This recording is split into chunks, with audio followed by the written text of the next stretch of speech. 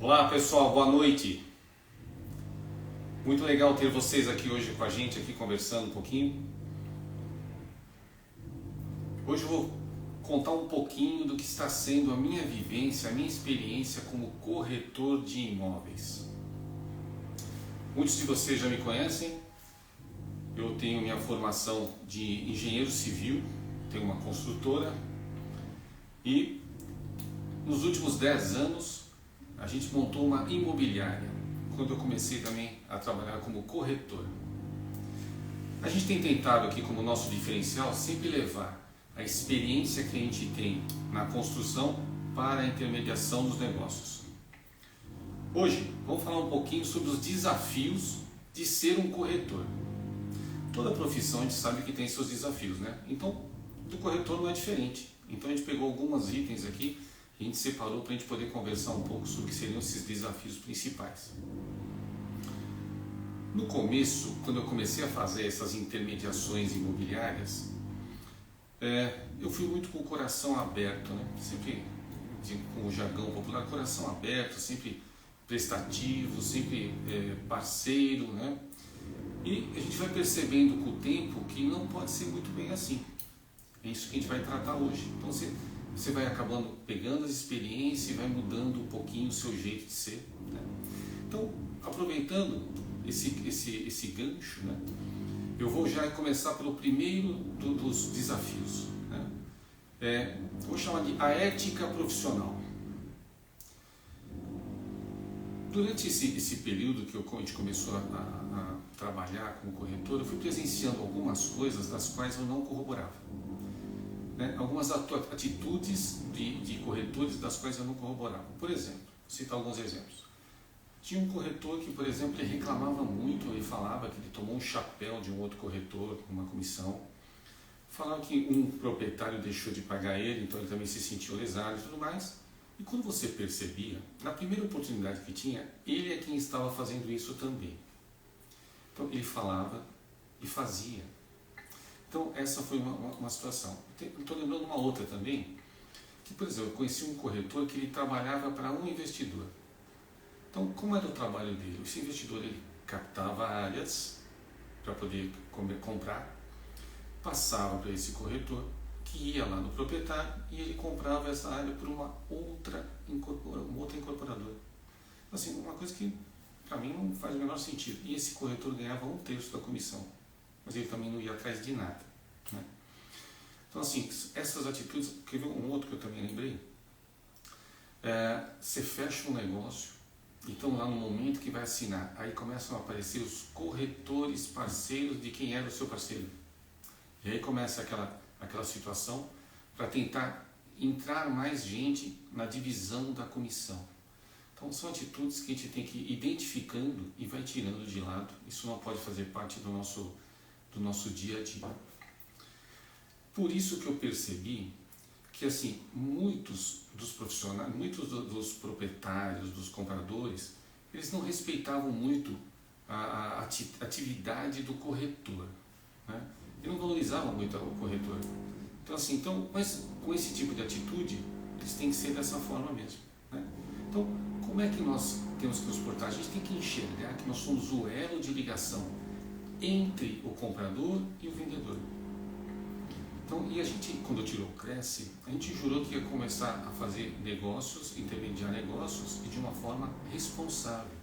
Até hoje, no final do ano, você tem que dar uma declaração no Cresce de que você não participou de nenhuma negociação ilícita. Então, infelizmente, isso acontece, né?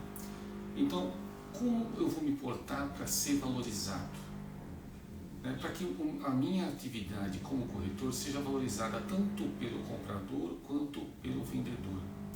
Primeiro, por atitudes que sejam transparentes, ou seja, nada de conchavos, nada de coisas escondidas, tudo tem que estar muito transparente para as partes.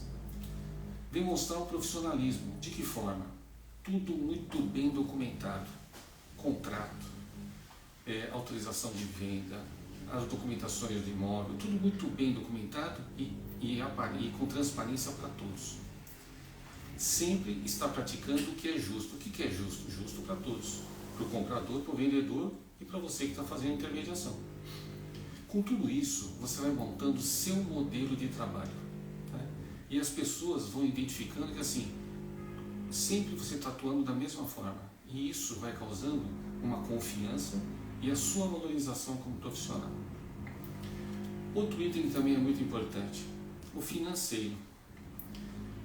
A gente sabe que a profissão de corretor normalmente não tem um fixo e não tem ajuda de custo. O ganho dele está associado à venda e à comissão que isso retorna.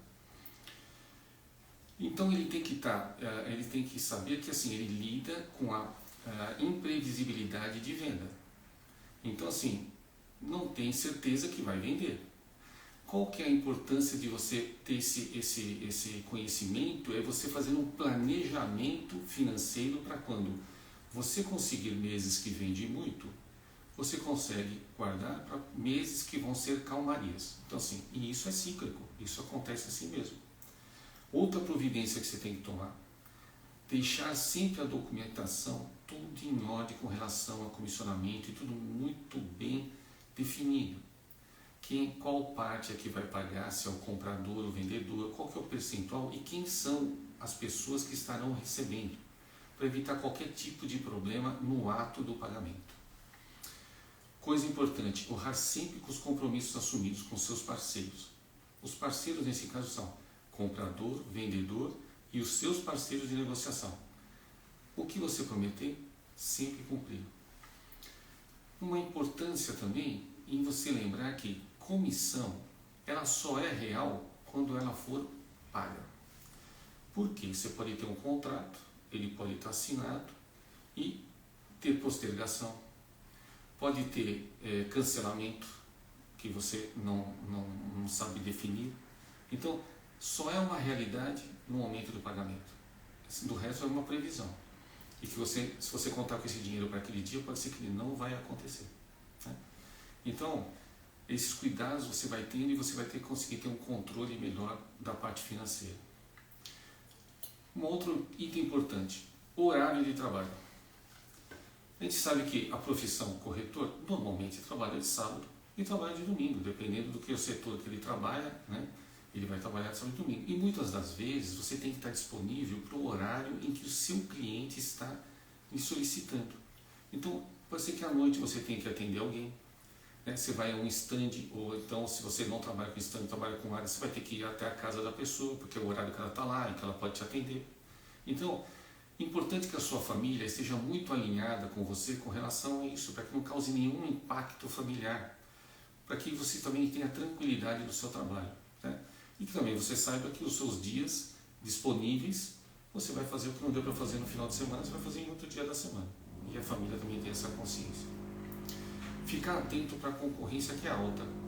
Você imagina que você tem uma área e tem outros 10 corretores trabalhando na mesma intermediação dessa área. Então, como que você vai ser o escolhido? Você precisa ter o seu diferencial. Então, qual que é o seu diferencial? Você que vai criar ele. Você tem que ser diferente do que a maioria. Então, criar um marketing pessoal seu, seja por internet, não perder a oportunidade de quando estiver em presença de um cliente ou de um comprador, você sempre está divulgando a forma, a sua metodologia de trabalho, que é diferente do que os outros fazem, não falando mal do outro, mas valorizando o que você faz, até porque você faz e você vai falando e ele vai passar para outras pessoas, usar uma rede de parceiros, uma rede de contatos que você tem para fazer divulgação de produto, né? Então sempre buscando fazer alguma coisa nova, sempre buscando alguma melhora. Isso vai ser percebido pelo seu cliente e com certeza sempre vai trazer um pouco mais de valorização para você.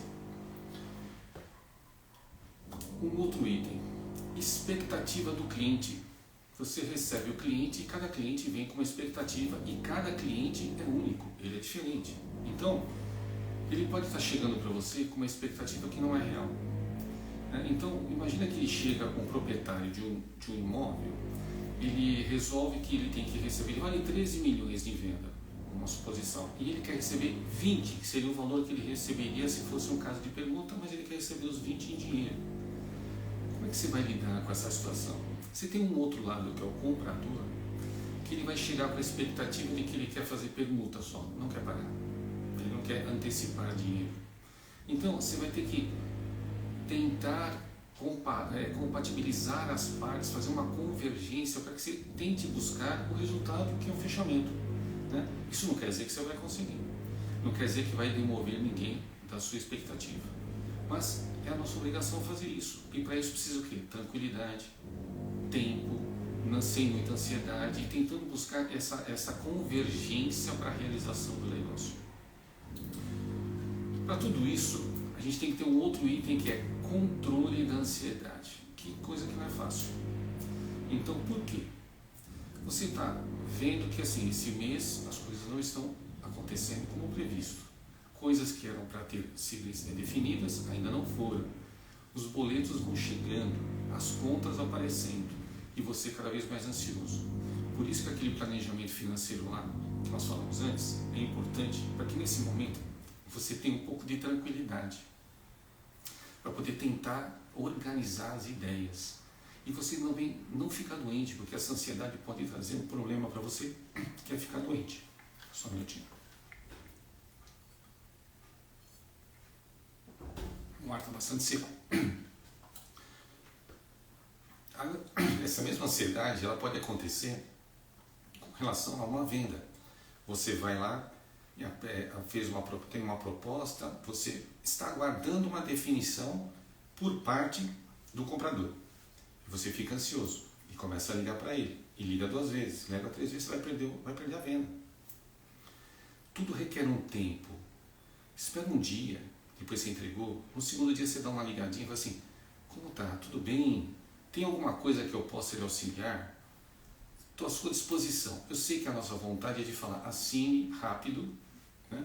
Mas não pode. Você tem que ter essa paciência, controlar essa ansiedade, tanto nas vendas como com relação ao cliente. Então assim, tudo que tiver muita ansiedade tem uma tendência a não dar certo.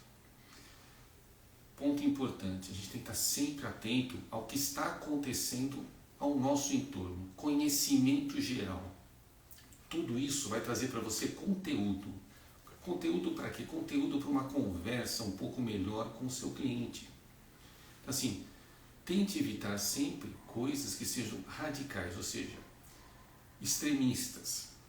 Eu sou extrema-direita, eu sou extrema-esquerda, eu sou corintiano, eu sou palmeirense. Não que você não tenha que se posicionar, mas nunca de forma radical, porque isso pode ser que não vá de encontro com o seu cliente, né? Então, juntando isso, a gente vai para comunicação e negociação. Quando você tem conteúdo, você vai receber clientes que cada um são diferentes. E você vai poder conversar com ele de alguns itens que não são especificamente o que você está vendendo. Isso é importante, você faz uma abertura, vai conversando, fala sobre o tempo, fala sobre não sei o que, sempre tentando falar de coisas positivas. Nunca falar do massacre que aconteceu ali na esquina, essas coisas. Tenta buscar criar um ambiente em que venha trazer empatia. Isso é fundamental para negócios, tanto com o comprador quanto o vendedor. Você conseguir ter empatia, e isso se conquista nessa conversa. E aí você vai vendo que para que lado que você consegue ter oportunidade de conversar com ele e criar essa empatia. Associando tudo isso, vem agora assim, a formação das parcerias. A gente tem que constituir parcerias sólidas. Tem que constituir formas de trabalho com parceiros sólidos. Quem são os nossos parceiros de negócio? Quando eu vou levar uma área numa incorporadora, ele é um parceiro meu. Quando eu vou levar numa construtora, ele é um parceiro meu. E quando eu tenho uma área que está com um amigo meu corretor, ele também é um parceiro meu e vice-versa. Quando eu der uma área para ele, somos parceiros. Então, criar uma rede de parceiros que sejam confiáveis, de pessoas que corroboram dos mesmos princípios éticos que você tem. Então, assim, tudo isso vai gerando uma egrégora, uma cadeia em que as coisas vão começar a fluir, né? Então, assim, os bons negócios aparecem. Aquilo que eu comecei falando no começo lá do aquele corretor que falava do chapéu, está fora. Aquela incorporadora que faz aqueles atos que a gente julgou que não são bons, ela está fora. fui peneirando ao longo do tempo e você vai tendo a sua rede de confiança. Assim como você também é a confiança deles. Isso também é muito importante para se fazer negócio. Bom, um outro item que assim, eu acho que ele, apesar de bem atual, ele pode ser de bastante dificuldade para ser obtido. Hoje, o mundo ele é digital. O mundo é digital. Então assim, e assim para as pessoas que têm um pouco mais de idade, isso pode representar um pouco mais de dificuldade para se inserir nesse mercado, né? Vamos pensar assim, ó, a velocidade com que tudo está acontecendo hoje. A gente vê algumas notícias, falando até em conhecimento, a gente vê algumas notícias que o índice Schumann ele está 90, quando deveria ser 8, normalmente é 8, 16. O que é isso? Isso mede o nível de energia que está a Terra, e isso tudo faz com que a gente tenha uma sensação que as coisas estão muito rápidas. Então, a gente começa a semana na segunda-feira, quando vai ver já é quarta. Aí acabou a semana. A gente não vê as horas do dia passar. De manhã você começa, fez uma atividadezinha, já, putz, hora do almoço. Então, a sensação que a gente tem é que o tempo está passando muito rápido. E isso está sendo para tudo. Inclusive, as coisas no digital hoje, elas são muito importantes. Como é que eu faço para me inserir nesse mundo digital? Eu tenho que conseguir entrar com outro diferencial. Eu tenho que conseguir ser diferente do que os outros corretores que estão entrando no digital. Porque eu tenho que ter a minha individualidade, eu tenho que ter a minha diferença, né? Hoje tem holografia, hoje tem inteligência artificial, tem um monte de recursos. E também existem profissionais que nos auxiliam a poder entrar no mercado digital, né? Eu sei que é difícil às vezes a gente conseguir, me considero um que não tem muito conhecimento para isso, mas tem as pessoas que estão por trás e ajudando e auxiliando para que isso aconteça. Mas é importante. Um dado estatístico. Hoje já se vende muito mais unidades via internet do que via físico. Aquilo que ficava lá no plantão e ficava torcendo para entrar um comprador, hoje é muito difícil. Hoje os corretores estão no plantão aguardando um contato que ele já fez, que vai até lá. O cliente hoje, quando passa no stand e vê, ele chega lá no escritório dele ou na casa dele, ele entra na internet, vai lá, tá? E vai pesquisar, ele já sabe como que é, ele já sabe os diferenciais, ele já sabe tudo. E aí ele vai às vezes no stand para ver o que tem um decorado, sabe o que tem um decorado, ele vai ver. Hoje você vende unidades, não é o nosso caso, a nossa imobiliária não vende apartamentos ainda, só em algumas situações, mas assim, para um cara que está, um investidor que está lá em outro país ou está no Nordeste e compra imóveis aqui em São Paulo para alocação em renda. Então, não podemos ficar de fora, porque as vendas elas acontecem no digital e toda a divulgação ela é muito rápida. Então a gente tem que estar dentro do digital. Pode ser uma dificuldade, mas vai ser depois uma grande facilidade de adquirir áreas, de adquirir clientes e vendedores. Bom, gente, foi uma conversa um pouco rápida. Eu espero que possa ter ajudado os mais novos, levando informação. Aqueles que estão começando na carreira ou que gostariam de ser corretores, que alguns conceitos, algumas coisas que tem que tomar cuidado no começo. E para os mais velhos, uma relembrança ou que possa ser uma reformulação da forma como ele continua atuando, se está atuando da mesma forma que atuava antes, né? Hoje você tem que acompanhar toda essa evolução. E a gente acredita muito que assim, a gente tem que buscar o crescimento do coletivo. Quando o coletivo cresce, você se obriga também a crescer mais um pouco. Se você cresce individualmente, sozinho, você fica sem ter parâmetros de comparação. Então, quando a gente leva o conhecimento para muitas pessoas e difunde, e que essas pessoas também começam a agir da mesma forma, você se vê na obrigação de ser diferente e cada vez crescer um pouco mais. A gente tem que trabalhar para que a profissão, vamos dizer assim, a nossa profissão de corretor, ela seja cada vez mais valorizada e identificada como importante na intermediação de um negócio de compra e venda. E isso depende da nossa postura, do nosso conhecimento e de quanto nós vamos demonstrar isso para o mercado. Bom, eu não sei se tem alguma pergunta. Deixa eu ver se não tivemos nenhuma pergunta. Então, acho que vocês também ouviram uma sonoplastia aqui, está tendo uma reforma aqui no prédio que a gente ficou sabendo só agora. Mas assim, eu vou ficar sempre à disposição. Eu agradeço demais a oportunidade de vocês estarem aqui. Vai ficar gravado. E vocês tiverem dúvida, podem mandar as dúvidas que nós vamos estar esclarecendo. Muito obrigado. Boa noite a todos. Deu 15 minutos? Não é que minha avó sumiu na hora? Hã?